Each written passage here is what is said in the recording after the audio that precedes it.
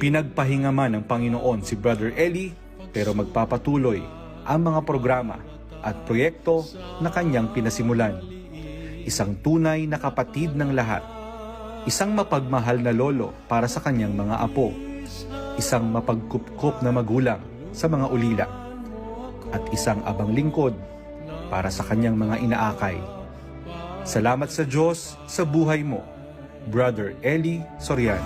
Pangako sa iyo, Ama, magtitiis habang buhay. Tulungan. Paggawa ng mabuti, minamadali rin.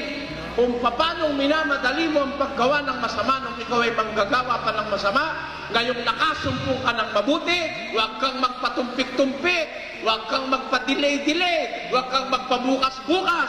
Pagkakasumpong mo ng mabuti, gawin mo agad.